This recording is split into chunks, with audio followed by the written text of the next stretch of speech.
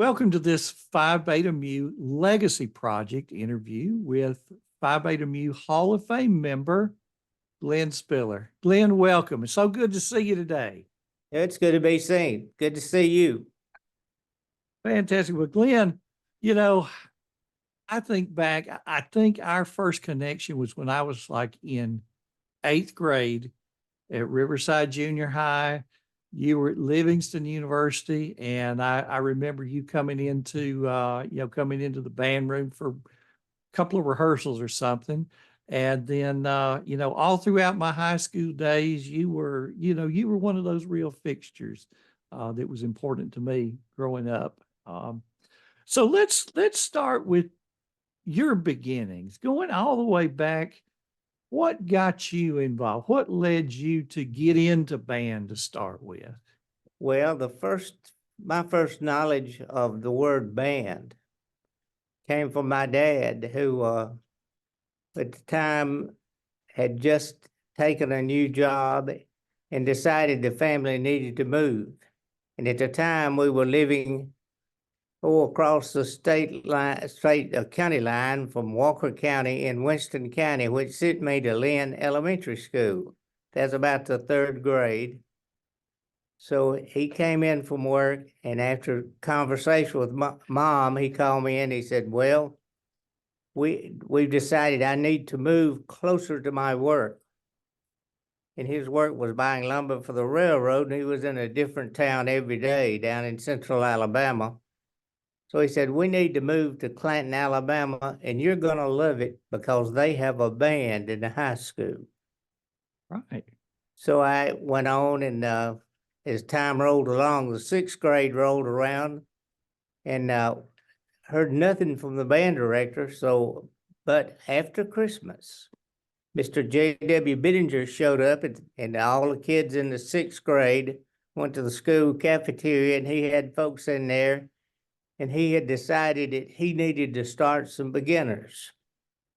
And of course, where we'd moved in the city of Clanton, about 3 houses down, there was a youngster who happened to be the first chair trumpet in the band, and I could hear him play occasionally. And I really liked the trumpet, and I liked that sound, and that's what I wanted to do.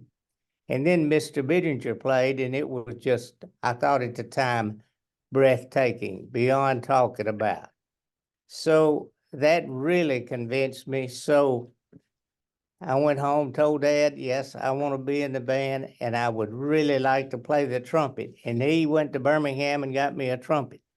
I think Forbes Music was in business at the time, and I think that's where the horn came from. So we had our first rehearsal, our first practice, and he tried to show everybody how to hold the horn and all that stuff. Seemingly be not more than 15 of us in the room. And that went pretty well. And he started out really consistent about being there. But as time went on toward the end of the year, he got to where he didn't show up as often. So we didn't really get a lot of practice in the 6th grade. Well, during the summer, he left, and we got a new band director. Mr. Lamar DeLoach, Smith Lamar DeLoach, moved from Heflin back to his hometown of Clanton, Alabama. And he was the band director. Yeah. Mm-hmm. You remember him? Yes. Yeah. Anyway, he met with us. He said, "I think the few of y'all had a few rehearsals, so we probably should just all start over together." So he had our new beginners and us all playing together, and we had a pretty good start, a lot of fun, and it worked really fine. Toward the end of the year then, he said, "Okay, we've just got a few other band folks in the high school. I'm gonna have a few practices with y'all, and I'm gonna put you together with a high school band, and we're gonna play for the student body." So we had, at the first practice, we played this piece that had a wonderful trumpet solo on it. I just thought, first time I heard it, it just lit me up. I said, "This is gonna be really great. That guy can play." and this will be a fun thing to play. And as time went on, we'd get to band room early, and of course, Mr. Deloach, he was doing 2 different jobs, so he was not there. They had the band room unlocked. So after that first time I heard that trumpet solo and I went to put my instrument up, over there on the rack was the first trumpet part. So I took that trumpet part and I started practicing it because I liked it. So I worked on that thing and I worked on it. And every day I'd come in, I'd do a little playing and I'd play that solo and then go to first period class. Well, things rolled along and we came to the auditorium to play the big concert that he was talking about. And to be honest about it, the only tune that I can remember, we played this one piece called Park Avenue Fantasy. And it had Stairway to the Stars in it, and I just loved that tune. So I really liked that, but that was not the one that had the trumpet solo in it. So at the concert, we started on that piece, and he started on the trumpet solo, and I thought it sounded good, but all of a sudden he just quit playing. And we had this little sounds going that I would recognize this day and time as some sort of chords. Yeah. And that's all we had going. And so I said, well, he's lost, but we've got pickup notes in this first ending here, and he's going to go back and pick that up. And goodness knows, I was down at the bottom of the section, and we had the older kids sitting there, and everybody was just sitting there with a horn in their lap, looking at the first chair guy. And he was looking off in space with his instrument down. So we came to the pickup notes in the first ending. He still didn't play. I thought to myself, I looked at the second guy and his horn is in his lap. I mean, everybody's horn was in their lap all the way through those pickups. And I thought, somebody's got to play this thing. So guess what? I took my horn and I played it. and I can still recall these 70 years later, 72 years later, the band director's expression on the first note that I played was startled. And as I played the solo, it got to be fairly calm and almost happy about it. Yeah. And that after the concert, then he said, "Nice job," and that's about all he said about. That's all he said about it. So I guess I survived it. That's a great story. Yeah. Yeah. Yeah. Somebody's got to play it. Somebody, It well, was you. Yeah. we just couldn't have silence. So and it was a nice solo, and I think I did a nice job with it. And playing in front of people didn't bother me at all at that time, because once I started on the horn, every time we'd have company, Daddy'd say, "Go get your horn and play Faith of Our Fathers for these folks." So I guess I'd done a couple of hundred of those, and so I just played the solo. And I heard him tell somewhere along down the line that Mr. Love said, he played that horn, he played that solo, and he played it by ear. He didn't even have music. So I don't know if that hurt me or helped me, to be honest about it. Yeah. Yeah. So, yeah. So as you got on up in high school, and so forth, at what point did you start thinking, I think I want to be a band director, or did that come much later? Well, it's probably much later, to be honest about it. I played through, in the 9th grade, the Children County Band went to band contest, went to district contest, got recommended for state. We got, I can't remember if it's recommended or yes or no, but it'd be one or the other of them. Hmm? I think now that I think about it, it's probably yes, 2 yeses. And so we went to state and played, and we played fairly early in the day.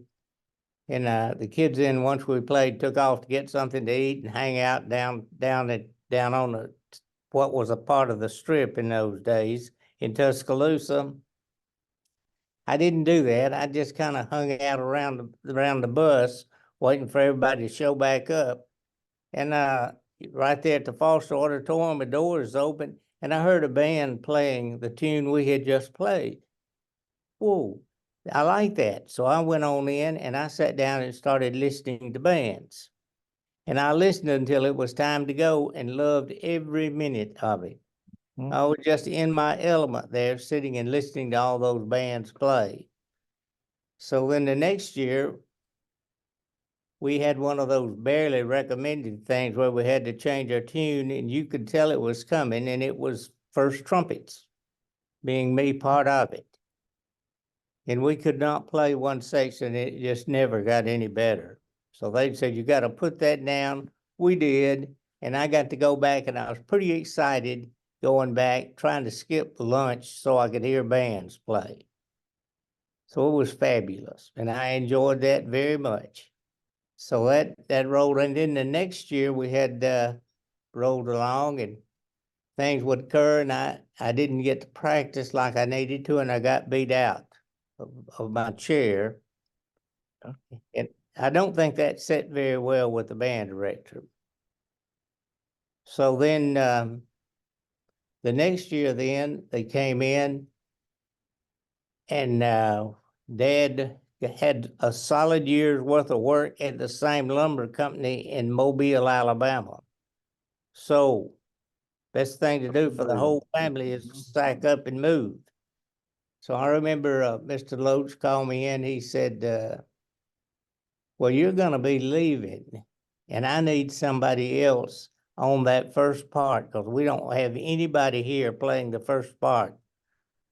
So would you mind moving down and letting some other people get some experience? I didn't have any problem with that. I thought that was a very sensible thing for him to do, and I moved down. Well, I rolled along there, and I had to go to the band room to work off a few things called demerits. I don't know. I'm not sure, but I think I had 3 or 4 demerits during the day. I waited to about the last week of school to work them off. And I got the demerits worked off. He said, I need to talk to you. So, yes, sir. So he said, you know, you're going to Mobile. There's going to be some wonderful bands down there, and they're going to be a lot better than you. As a player, they'll just be a lot better than you. And to be truthfully honest, I don't know if you'll be able to play in those bands or not. Whoa. So I thought, well, I don't know about this, but we'll find out. And anyway, as things would have it, in my working off the demerits, he had a bunch of music and little sample parts, and they all had trumpet parts with the chord structures under them. That was the type of music that they were sending the directors to look at in those days. And I said, what are you going to do with those? Well, I'm going to throw them away. So I said, can I have them? Sure. Okay. So I took those, and in the summertime then, before I went to school at Viger, I started practicing those things, and I played them, and it was fun. And then I think I had my Arbin book at the time, so I started piddling around with scale drills and that sort of thing. And I think I improved my skill quite a bit. So when school started then, I remembered what he told me.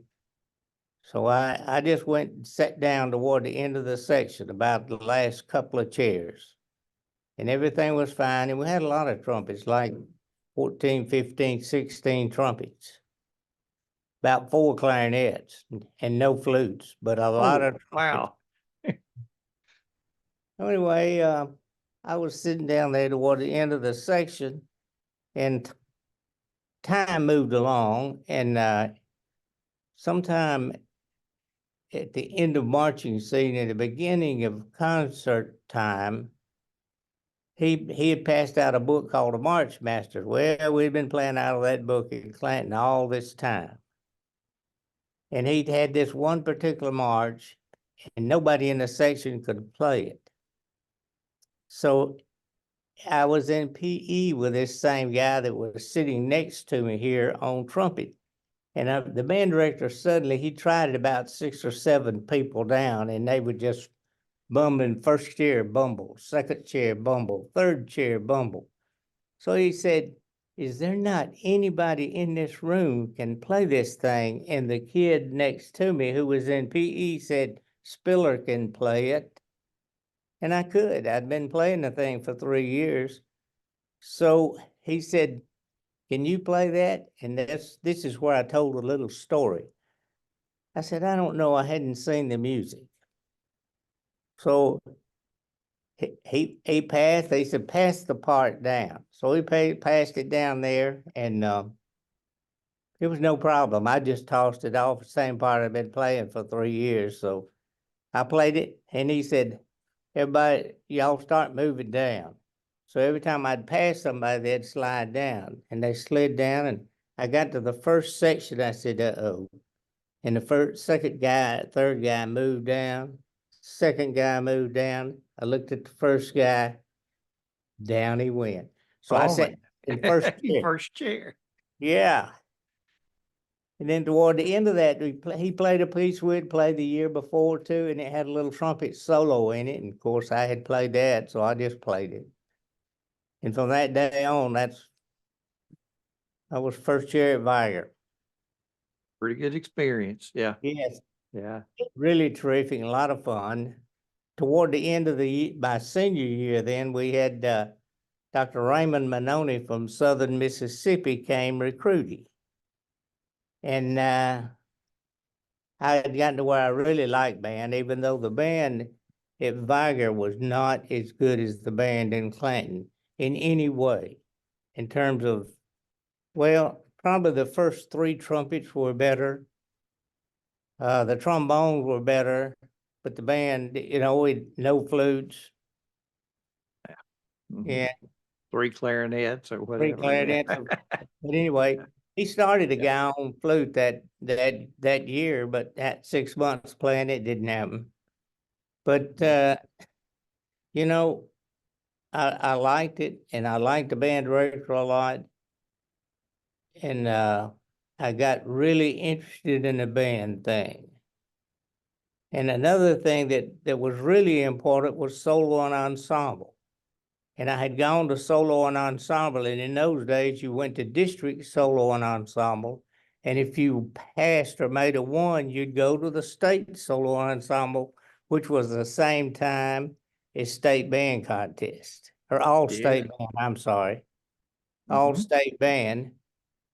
So me and 2 other guys loaded in the car with one of our student teachers at Viger at the time, whose daddy was one of the coaches up there, and she was student teaching, of course. So she took the day and hauled us to Tuscaloosa to that. And I played this solo, and I did really well till I got about last 3 or 4 measures. And I just botched those up something terrible. And I was at a low ebbs, and us 3 and the student teacher came in, and I was in there just sad as I could be, and there was a knock on the door. And the guy came in. It was the guy that judged my solo. He said, young man, you don't need to sit here and mope. You were miraculous. You did a fabulous job, and that sound you have is breathtakingly beautiful. And he had some just wonderful things to say that really perked me up. And that helped, and it helped tremendously.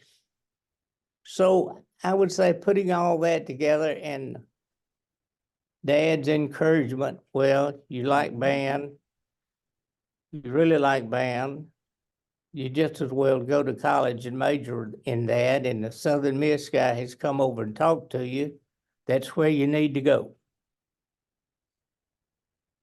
And that's where I went. Was that? Yeah. Yep. So Southern Miss. Went to Southern Miss. My life at Southern Miss was like, I guess like everybody else that didn't study much in high school, it was practice all the time and study the rest. And that was my life.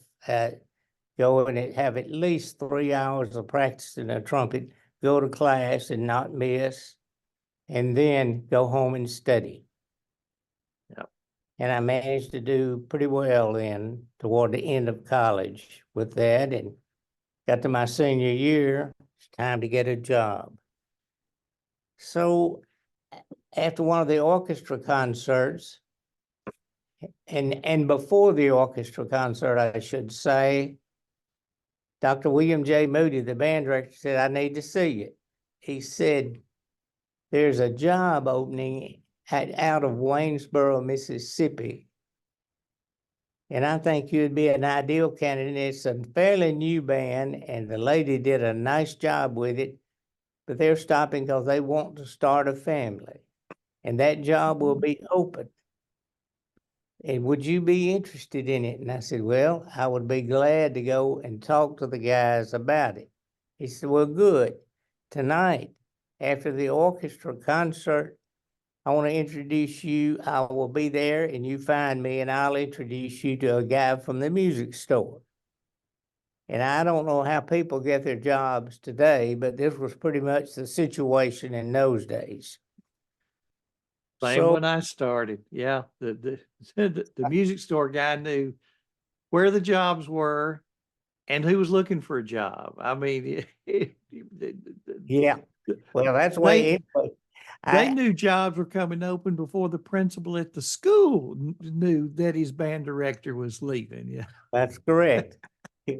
Anyway, so after the concert, I found Dr. Moody.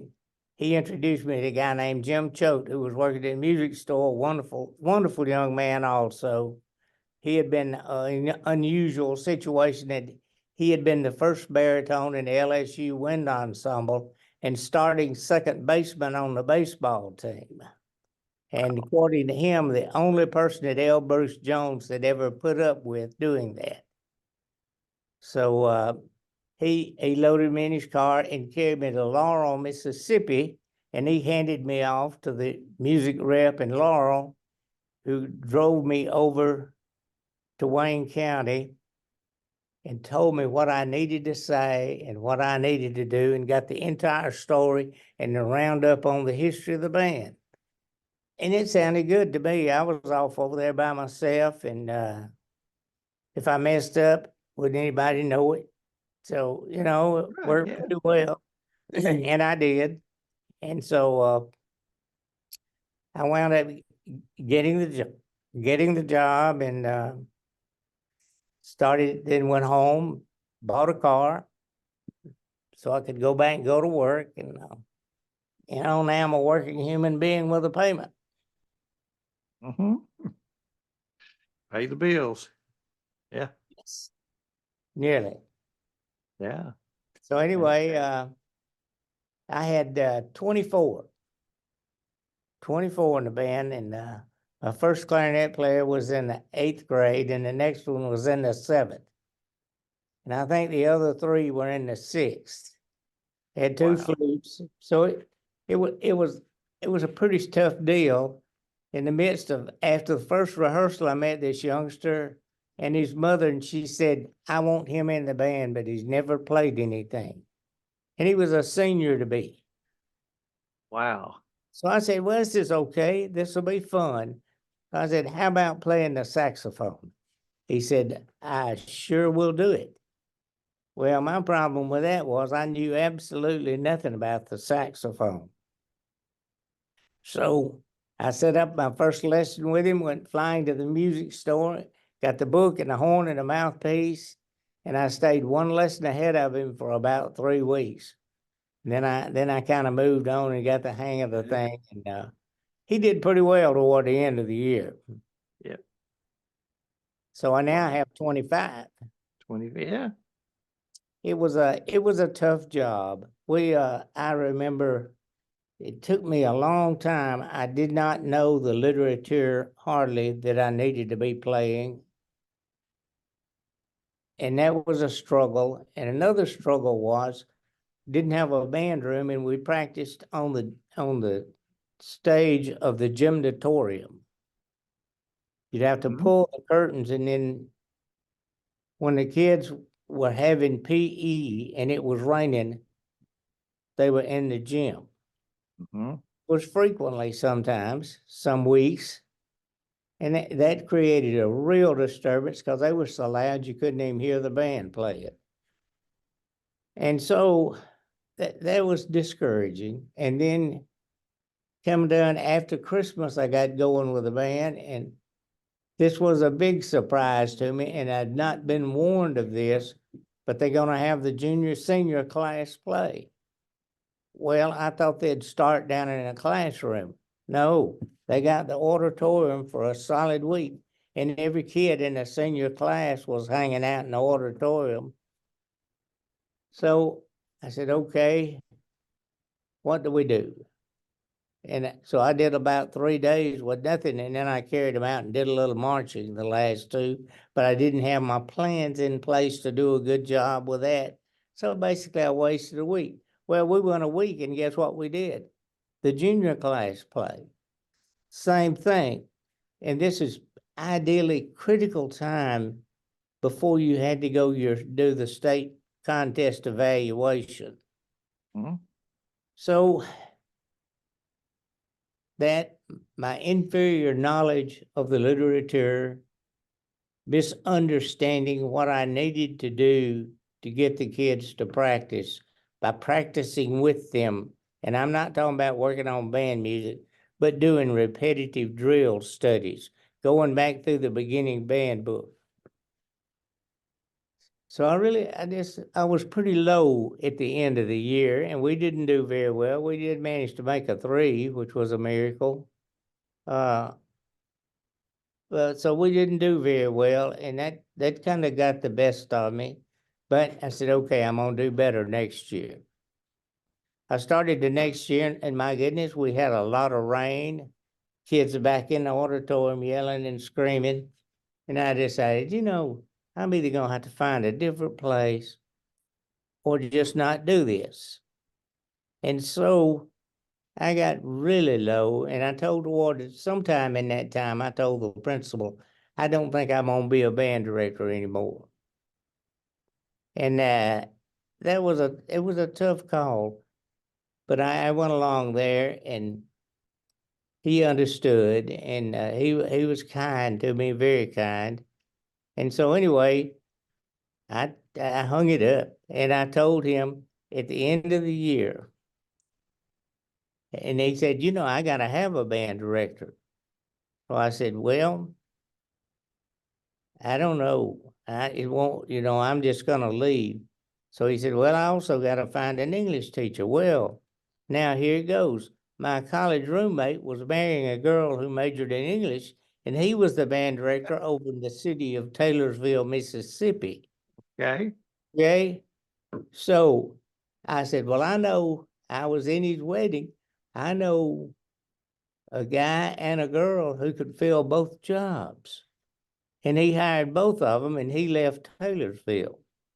So anyway, about the last day of school, and this might be a little jumbled in this conversation, but the principal called me in and said, you a good guy, and you did some good things. You're leaving about 10 more kids than you started with. He said, and that's really good for the history of the band and the future of the band. He said, and I've got a friend up in Decatur, and that'd be Decatur, Mississippi, that needs a band director. Would you mind just calling and talking to him? You do a good job for him. So I said, sure, I'll be glad to. Well, I called him and said, talk to him about the band a little bit on the phone. And then going home, I said, no, I don't want to do that. So I called and backed away. Well, I went home, and a couple of weeks later, I had already decided, I might need to do this a little longer.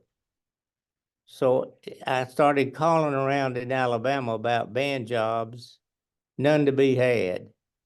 So I called back to Mississippi Music, Mr. Choate. He said, well, Taylorsville's open. You ran that boy out of there. Why don't you interview there? So I said, give me some help. He said, well, it'll be easy for you. The principal to be at Taylorsville is now working at a bank in McLean, which is about halfway between me and Hattiesburg. So he said he'd be glad to talk to you. And I will call him, and then you call him. So I called him. He said, yeah. I said, come to think of it, I've got to go to Taylorsville tomorrow. You come on up here and we'll ride up in the car and I'll interview you in the car and you can look at the job and we can both decide whether you like it or not. So, you know, I showed up the next day and there he was, this tall, lanky fella, been a college football player at Southern Miss, and best principal I ever had, just wonderful. Anyway, he talked to me going up there, and we got there and he showed me the band room, showed me around. And I had already heard that at his previous school that he had stopped at, he had just the neatest campus and best disciplined people had been around. So that looked good to me and it sounded good. It had been a pay cut from my job in Wayne County, but $100. But people in those days, people would move for $100 raise. So, but anyway, on the way back, he says, well, I like you. Said, I would like to have you, but to tell you the truth, I have basically offered this job to someone else. And says, if she doesn't take it, I'm going to recommend you. And she was getting married, and she was marrying a guy who was getting his doctorate at Southern Miss. And come to find out, the courses they were offering him, he had to be in Ocean Springs to take at the, the Gulf Coast part of the college. So that's too far for her to commute. So that left me as their candidate, and I just jumped at the job.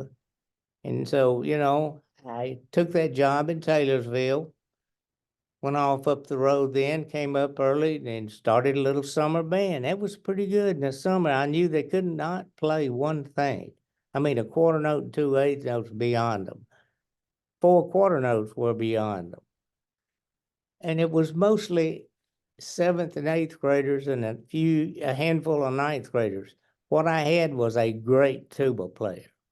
I mean, that kid could play anything, and far and away, the second best brass player I ever taught.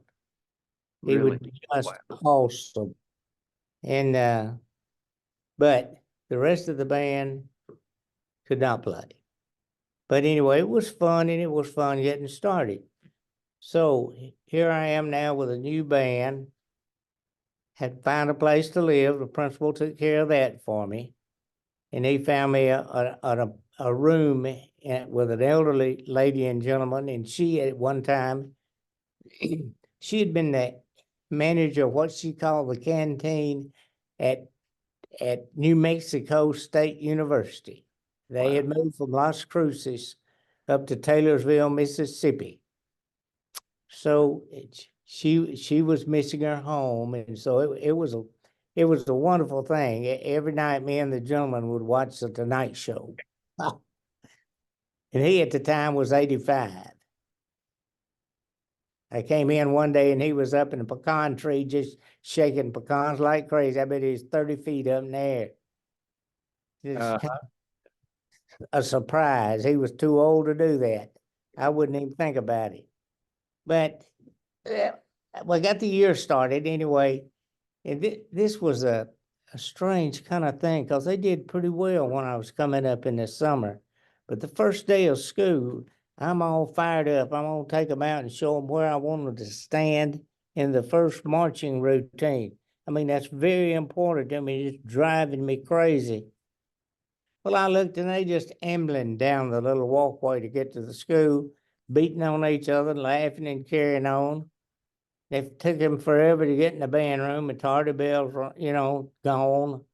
We Mhm. would get out to the field, I put two in their place, and I'd look and they'd be gone, and then they'd moving around and carrying on all this conversation. So I get through with that, and the bell rang, it's time to go. So I said, whoa, we got nothing done. Listen, call your mother. We're gonna do this again this afternoon because you wasted this hour with me. So that was fine. Every one of them was there. Guess what they did? They did exactly what they did in the band rehearsal time. Didn't So learn. so I had a little trouble here getting them to understand this is not the way band is. So I started working on that right away. And it took me a long time before I was comfortable with people coming into the band room, let alone trying to teach kids to march, and then they can't even play. So my first ball game, we played this thing called forward march. And if you don't, if it's quarter notes and half notes, quarter notes and half notes. So we played half the trio of forward march, half notes. So we played that trio, and we played one little song, Sailing, Sailing. And I'd finally gotten to where you could recognize it. That's about all I'd say. And then the summer's over, so now it's time for football, and here comes the fight song. Off the field we go in a knot. So that was the first ball game, and I got that out of the way and went along there. And as football season rolled along, they actually got a great deal better. And we sit down with a concert band, and it's pulling teeth again. They just did not get it. And I can remember somewhere in February, we had to, for some reason, we had to leave the band room and move to the auditorium. Well, they came to the band room, they got their stuff, and they went to that auditorium, and they sat down and looked at me. They were like, okay, you're on, big man. We've done our part. So I started playing this thing, and I had worked really hard just drilling them on some things that were happening that we were playing right then. And there was a great deal of difference. And it hit me right then. Guess what? I am going to be able to do this job. I'm going to be able to be that band director I want to be. That was year 3, February. Just well marked in my brain. And we went on and survived the year, except for sight reading. And sight reading was a real problem to them. We'd start with sight reading, and we did it in band every day, sight read a piece. And 90% of the time, I wouldn't even be able to see on the paper what they were playing. It just wasn't there. It was just a mess. So we got to sight reading, and of course, Dr. Bodie Hinton was smiling and saying hello and all those things that he used to say. And you know what? We got through that sight reading, and I could look down and see what those kids were trying to play. And it actually made sense on the paper as to what they were doing. And I felt really good about it. We made a 3. I was so happy you couldn't believe it. I mean, that was a miracle right there. So that Friday then, me and my buddy that was over in Waynesboro at the time went back to contest, and one of the guys who always made ones who had heard the band, he says, well, I am sorry about your rating and sight reading. I said, let me tell you something. I am so proud of that 3, you can't believe it. It's the only thing this year that we played one end or the other without just grinding down like a bad washing machine. So from there, the band, anyway, we got a 2, 2, 3, and a 3 and a 2 in marching, which you had to do the same time.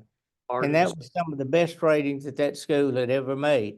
Now, 2 before me, the guy named David Hobbs, who wound up living in Decatur, Alabama, and had 2 kids in the first chair red band in Alabama, he had made straight 2s. Mhm. So that was really the mark of high water mark for bands in Taylorsville. So the next year, we got the first one in the school's history, but it was in marching. We got straight twos and a 2 in sight reading and a 1 in marching. And it was just a banner day for the Wow. whole community. So I was moving along at that point. So you made the right decision as far as a profession. Yeah. And things were moving along. Yes, well, then I had one more year in Taylorsville, and I was up in Meridian for whatever reason, because it's a long way from Taylorsville to Meridian, and I don't even remember. And somebody said, you know, the music store, of course, that one in Meridian was Peavy's, the electronics name, music store, and he said, you need it. Butler, the band at Butler is open, and you need to apply. It'll pay you a lot more than you're making at Taylorsville, A, and B, you'll have a lot more kids to teach. And it would just be a good deal if you could get that job. So, I said, okay, and another chance to be back in Alabama. So they in Choctaw County then they had a superintendent that also had a director of instruction. And I was to call the guy and I was to interview with him instead of the superintendent. So I went over there and talked to the superintendent about the band job. And he said, well, let me tell you something about this band job. It is the absolute pride of Choctaw County. You'll have a big band, and this community is really behind it. He said, and it would be a really great thing if you could get the job. However, I have someone else in mind for the job. So I said, well, Story. I like my job in Taylorsville very much. And I was not too disappointed, but I interviewed anyway. And he said, I tell you what, in the meantime, with that previous conversation, I tell you what, he says, I want this guy, but he has not shown a lot of interest. He says, and if he hadn't called me by the end of the week, I'm going to call you back. So I got a call from him at the end of the week that he had not applied, gotten back in touch with him. And he offered me the job. And I said, yes, sir, I will take that job. So I came home to Taylorsville and announced my resignation and put my clothes in the back of the truck car and headed to Alabama. And that started my life there in Taylorsville. I'm sorry, Butler. Taylorsville came to a screeching halt. So the Butler band was bigger. I had about 88 in the concert band, and that's what I had 9 through 12 in the band. This was the first year that the ninth graders had been. They had seventh grade band, eighth grade band, and now they were moving into the band. And the things I didn't have in Taylorsville, a money base, a lot of numbers, although back to Taylorsville, we had like 512 kids in 1 through 12 in school. And I had about 48 of them in the band the first year. And the year I left, that 3 years later, I think there was about 72 kids that had played in the band. It was returning. So I had wonderful numbers. Yeah. And it built the numbers and built their playing skill. So I was hoping that I could do the same thing in Butler. But so I got there and I had the 88 kids. I had equipment in Butler that I could only dream about. Had sousaphones, recording basses, concert snares, marching snares, had a bassoon player, bass clarinets, just the whole realm of the band stuff. And of course the band room, which was very nice after that first year Wayne County experience. Yeah. So, anyway, that carried me through getting to Choctaw County High School.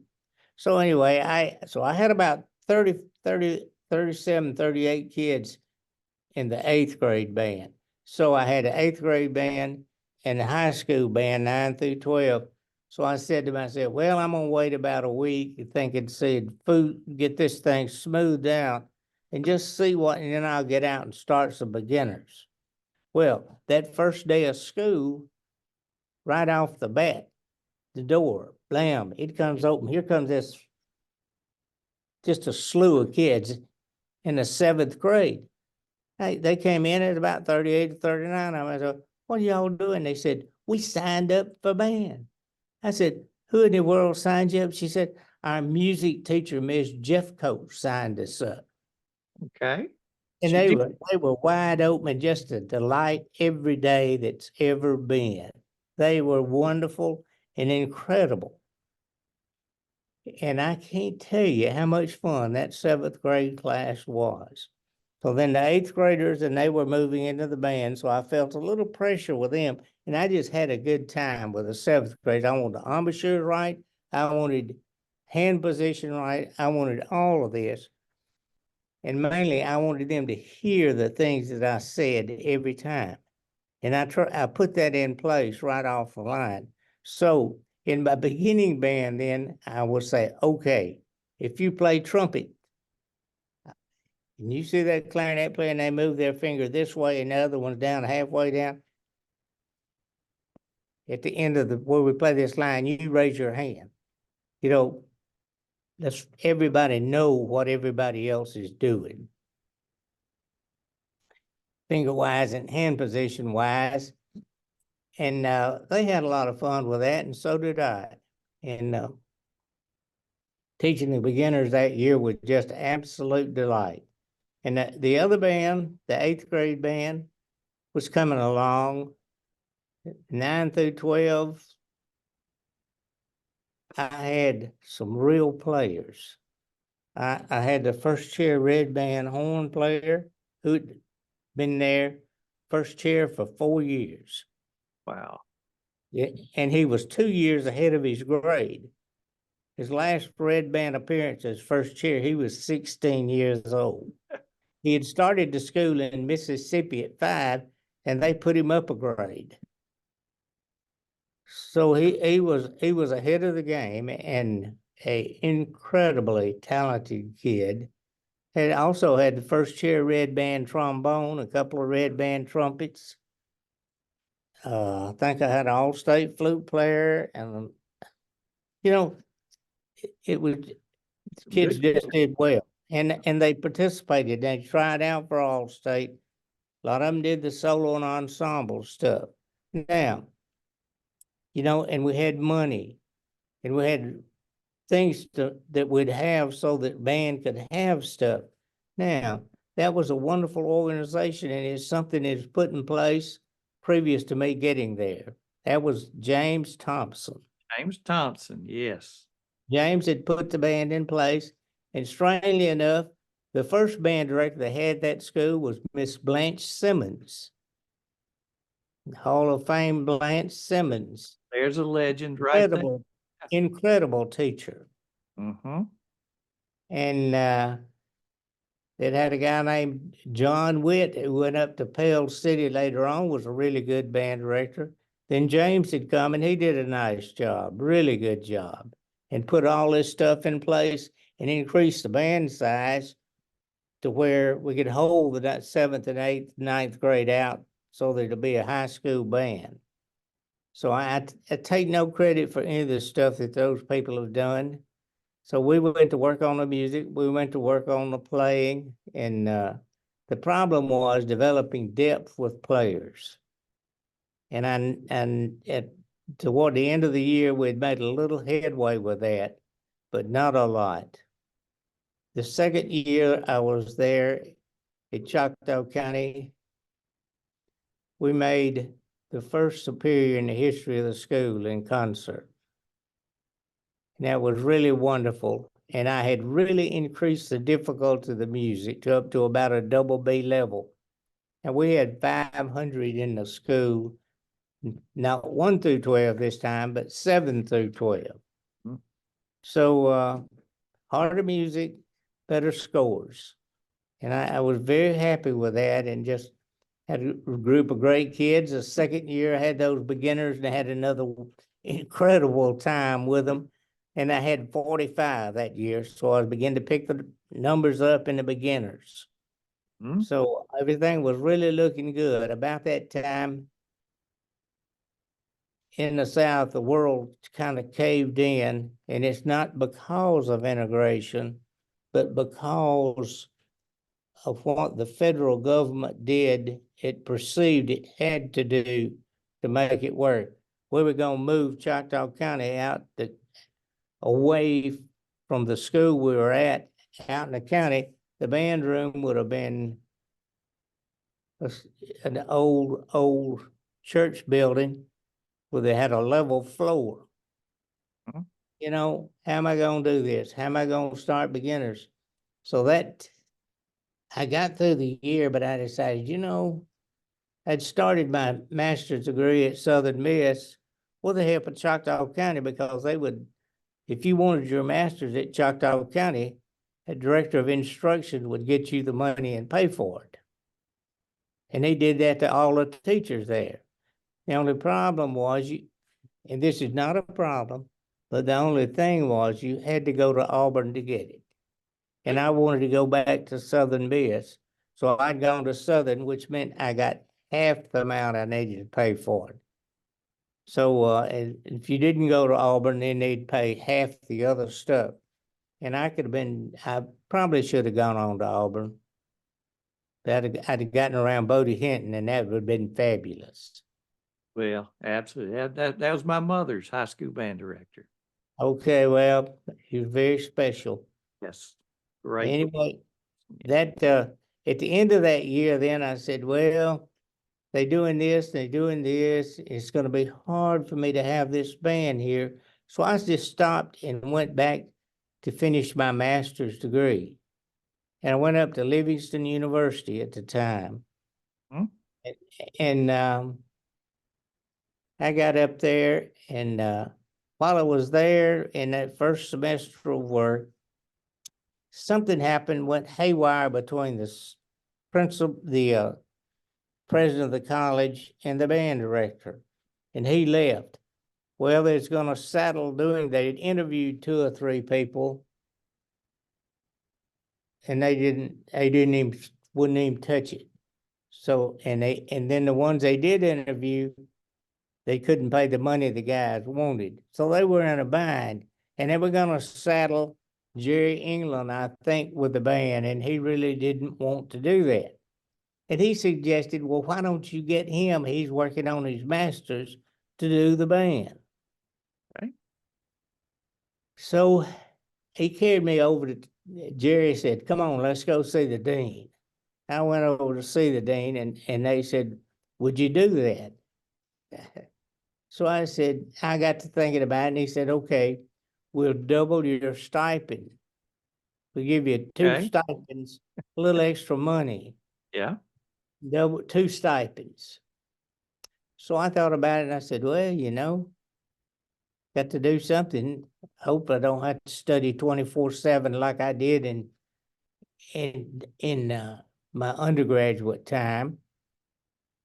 And so I said, agreed to do it. Well, that night I changed my mind. I really didn't want to do that. So I came back and I called the dean, and he said, come on back. So I went back and he talked again. I said, okay, I'll do it. So now I'm a college band director. Kind of an odd feeling. But anyway, for me, it was. And so I went along there, and I actually went over to the guidance office, and I started going through the records of the kids coming into college. I only found 5 or 6 folks that were coming as freshmen to Livingston that I didn't know about that had band in their record. And so I'm in a real bind now. So anyway, we say we get the band together here, and so okay, we want to do this, we want to do this, we want to do this. I sent out those letters, and the first day of band, we had 6 people. So I don't have a band, but I'm a band director.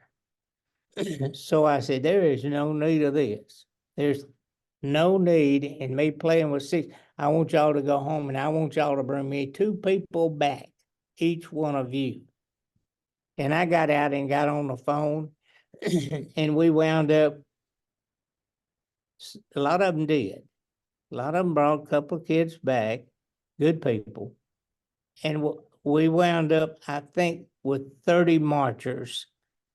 And then I found 5 majorettes and 16 flag people. So we pushed the numbers up a little bit, and enough to be, pretty successful.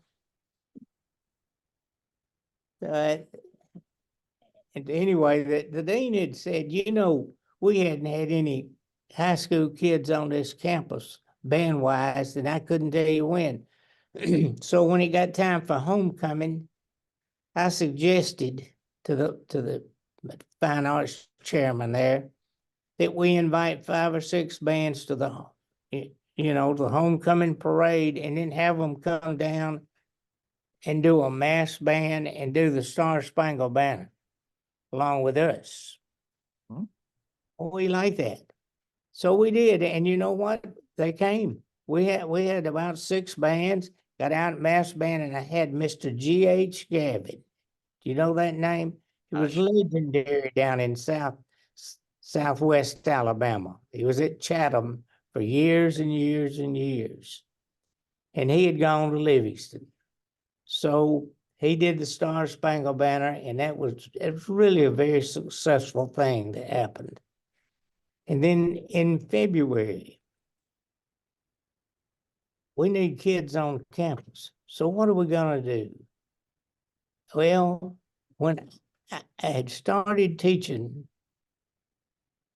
there was a guy at Lumberton High School named Kent Seals.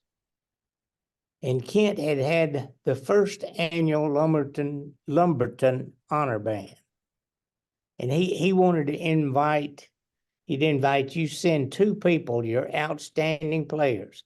And the best you've ever had, the 3rd best you've ever had, top-notch kids on a paper. And then he could look and pick the kids he wanted. And that was really successful. So went down, and the dean was all for that. And we got a time when kids were off campus, and we'd have the dorm vacant if we happened to do it. And so I said, okay, we need somebody that's got a very successful high school band to do the director. And he needs to be able to bring 25 or 30 kids with him in case this blows up. So it's a fail-safe, it's what that is. Yep. So I sent those letters out, just like Lumberton Honor Band, first annual Livingston Honor Band in February of 1971. Well, we've got to have somebody there in case, 10 or 12 band directors show up to talk to the band directors while the kids are practicing. So the school said, well, we did a University of Tennessee thing several years ago, and we have money left for that. So I invited Dr. J. Julian to come down and explain the circle drill to those guys.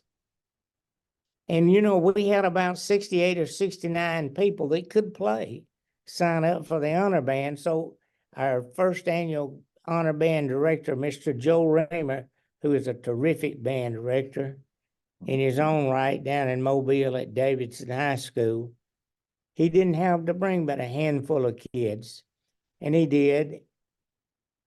And it turned out really wonderful. just wonderful. In the meantime, Dr. Julian walks into my office and he says, "Well, what are you doing here?" And I said, well, I sent out this form to all these kids, and he said, "Well, show it to me." So I gave him one of each of everything I had done. Mhm. And you know, the very next year, I get Yeah, this thing and it says announcing the first annual University of Tennessee Honor Band. And it was the exact sheets I had, except it just came taking Livingston University He off. put Tennessee on. And the honor band thing for him went as a boom. And so that that told me that I got kids on the campus. We got band kids out of it. And I wound up the second year, I played a really nice concert with about 46 kids, which and it was just not noise. They were playing the right notes and things were happening.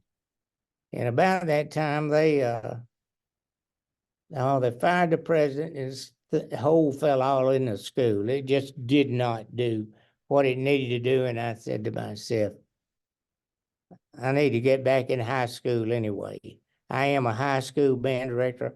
All I ever wanted to be, I'd go out there, particularly, at Livingston there, I'd go out and stand on the front of the sidewalks, and across the baseball field there was the high school part of the thing.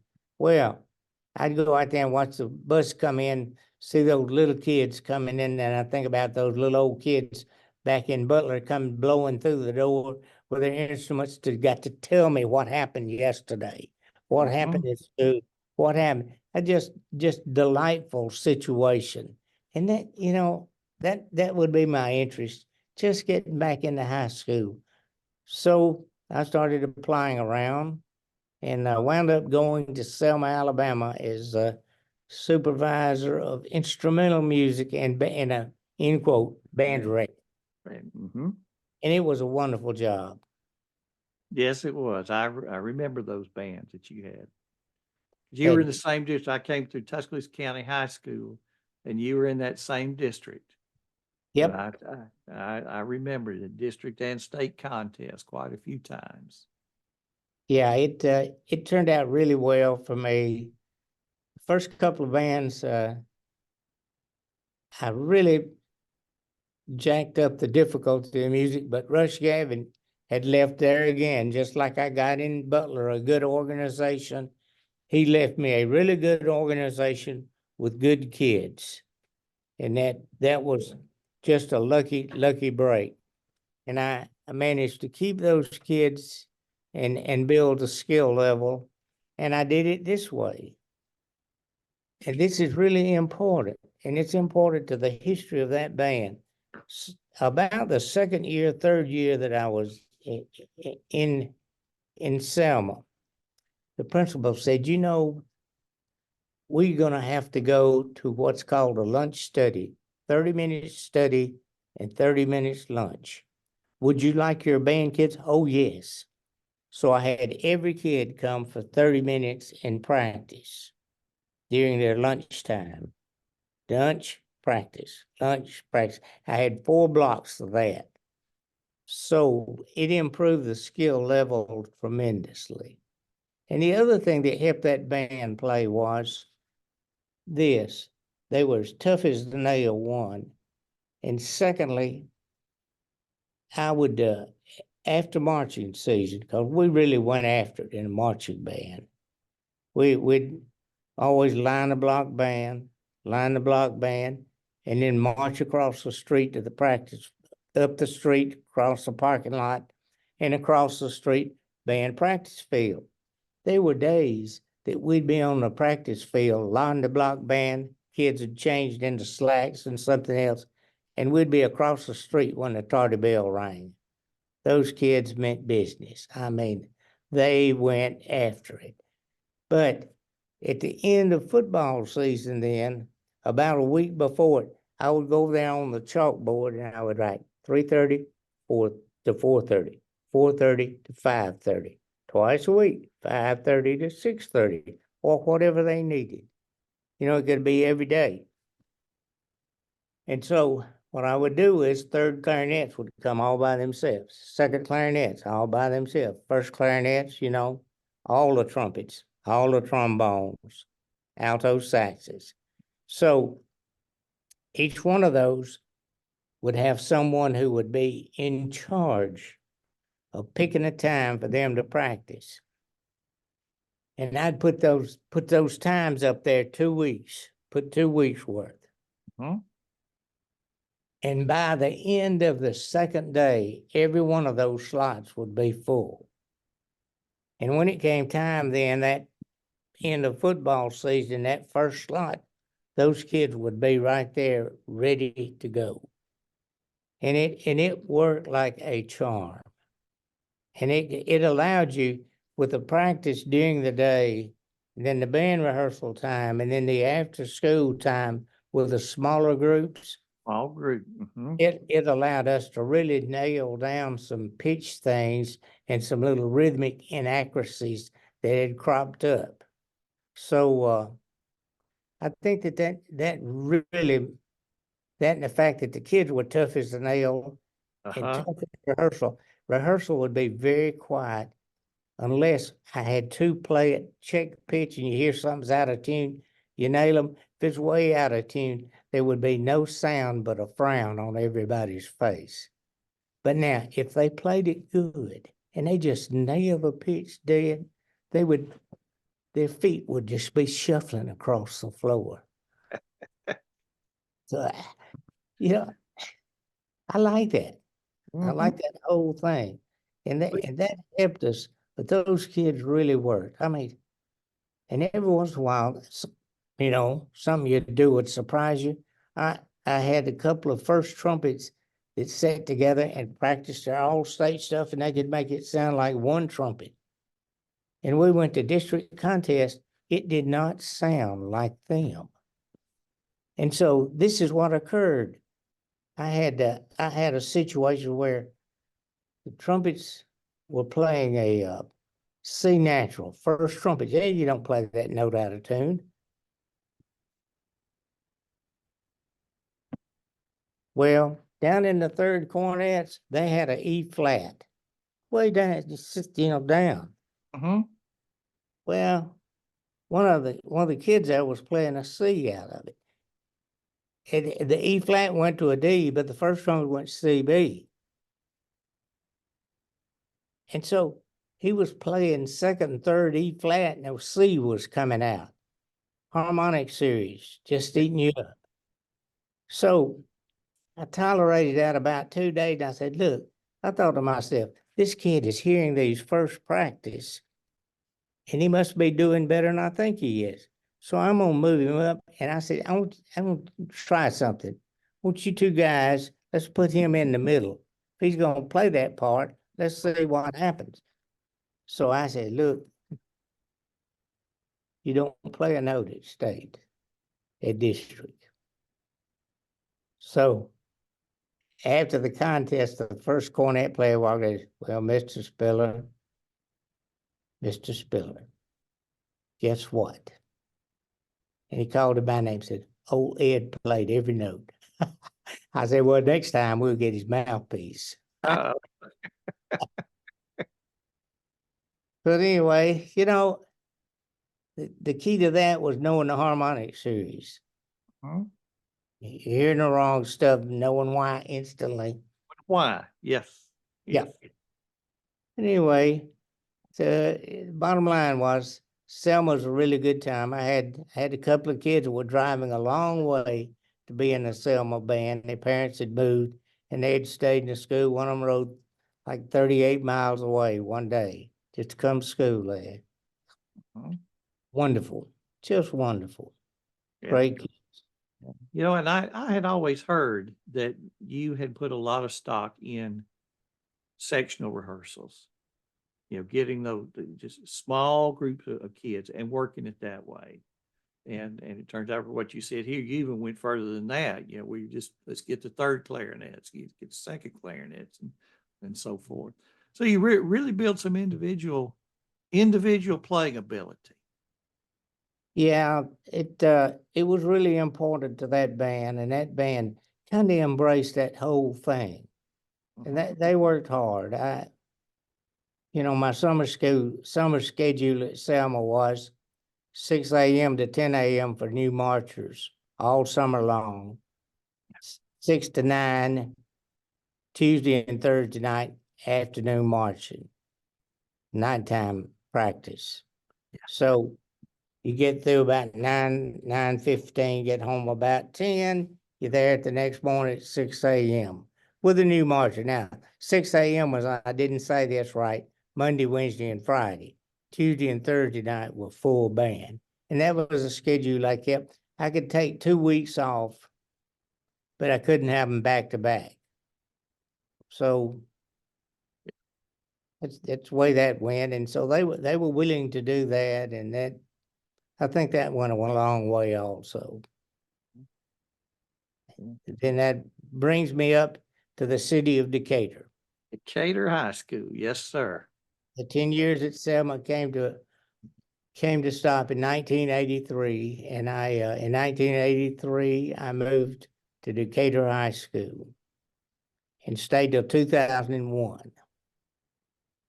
Had some good bands, and had some bands that were not as good as some of the others, but they all played pretty well.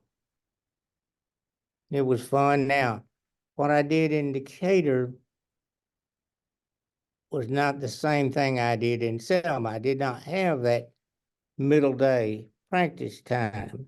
But what I did have was this: brass Monday, woodwinds Tuesday, percussion Wednesday, Thursday. They would go have theirs. You pick your time, they'd pick a time.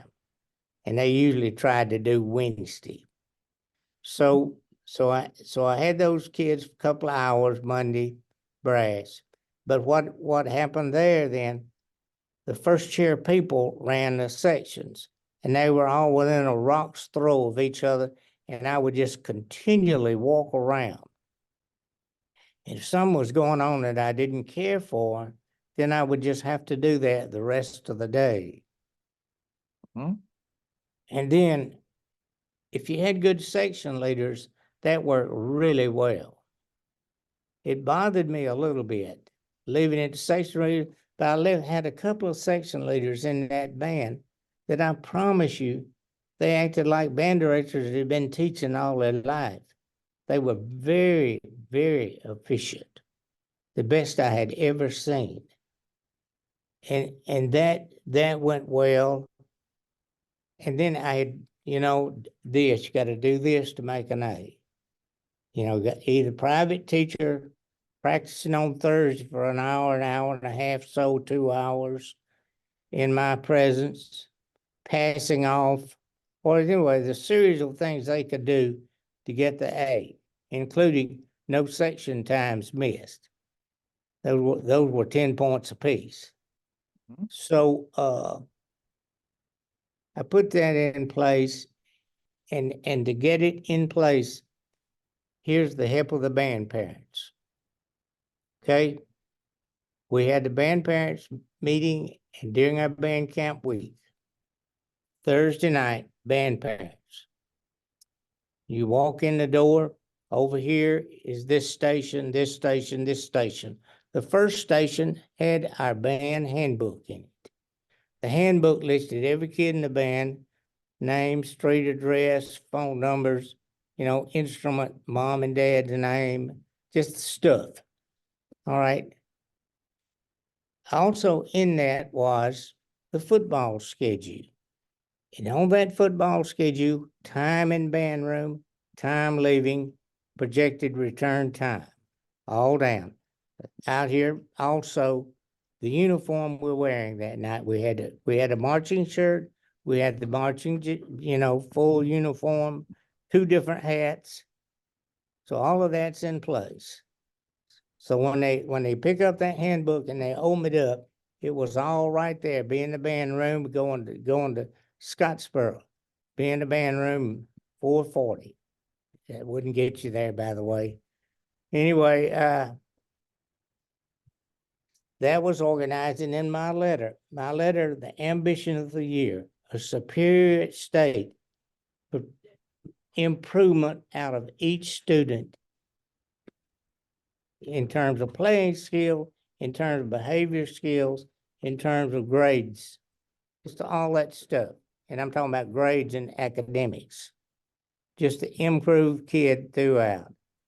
And then the parents said, okay, we need concession stand workers. They had a sign up place over there. They go sign up, give it time, chaperone band bus over here, sign up. So then at the end of that little picnic they would have meeting, well, they would get me a list and I'd have, okay, this is my chaperones. This is my people. This is it. So then I was ready to go for the year. And that meeting and that that happened. worked. Yeah. And I was not a very organized person. So I started keeping all that stuff in a little notebook, particularly things like getting bus requests. I'd have the day I got it, I'd have that written down. And every year I'd go back to it and see what day I did it, and I'd just do it the same day every year. And that took about 2 years to do, but all that stuff finally filed into place. And I thought the band parents had just a terrific organization. And they met on Tuesday night. So we'd go, woodwind section Tuesday, 5:30. Run get a hamburger, come back. Executive board 6:30. Band parents 7:30. After the band parents, I'm in my office waiting if anybody had anything to ask. And invariably they did. I'd get out of there about 10:15. Go home. So it worked pretty well for me. And in that situation, they actually organized me a great deal. But one thing about the band parents that I decided, those people work all day. They're tired. They've about done their day. Last thing they want to hear is somebody get up and talk. So this thing needs to be fun. It needs to be humorous. We need to have laughter in here, and we need to have happiness. And we tried to get that instilled where it would just follow through. And there were times we'd have 100 people in band parents, which I thought was great. Oh, absolutely. So it was a pretty well-oiled machine there after about year 4. Yeah. And I will not go over the things that they did. Like every band parent, and I guess I am going over this, but every band parent would get a point. Mom and dad to the band parent, point. And they had to have this amount of points for the kid to be eligible to go on a spring trip. Okay. And it worked like a charm. I mean, it worked like a charm, chaperone the band, points. Bring your grandmother, points. So they worked on that point system, and it really worked well. And I was, very happy to be part of that organization. And that was the band parents. And the kids, it took me about, with the section rights, not like I did them in Selma, okay? That first year, about October, and I heard the improvement in the band kids from the first day of school and the end of October, I realized, this system is going to work. This is in place, and it will work, and it will work fine. And it turned out really well, except some of the years when the section leaders were not as strong as they needed to be. And there was times that I would maybe get a little angry with them. And I don't get angry with them, but I would get a little concerned about it. And I just do them all myself. You sit there and you do the section or in section. Yeah. So it's kind of my Decatur life, 18 years of it. Wow. Long time. Great traditions. Well, Glenn, this has just it's been fascinating for me. You know, I've known you since I was in eighth grade, and I've learned a lot today about you and some of the things that you did, you know, in the various places that I didn't know about. Well, I can just see now some people writing you wanting to get more on that point system you had for your band parents and so forth. But just some really, really great ideas. Um, you know, and there are a lot of different ways to have band. A lot of, you know, James Thompson, that was one of the things I remember him saying so often. But you found things that worked, common sense things that worked, made it enjoyable, and I guess it's good that after that first year, you decided to come back for a second year way on back in Mississippi. And before you know it, here we are. Yeah, that's right. Time gets away from here, doesn't it? It, Well, it I tell you this, in my closing remark, I would say this, that man, in my life, if you manage to make the few cents that you make for a living, doing something that you've been enthusiastic about and passionate about all your life, consider yourself very, very blessed. Absolutely. Glenn, thank you so much. Thanks to those who are listening and getting benefit from this. It's been Frank Buck, Glenn Spiller, Phi Beta Mu Hall of Fame. And with that, Glenn, I'll bid you a fond farewell for the day. Okay, thank you. Appreciate it. Been fun.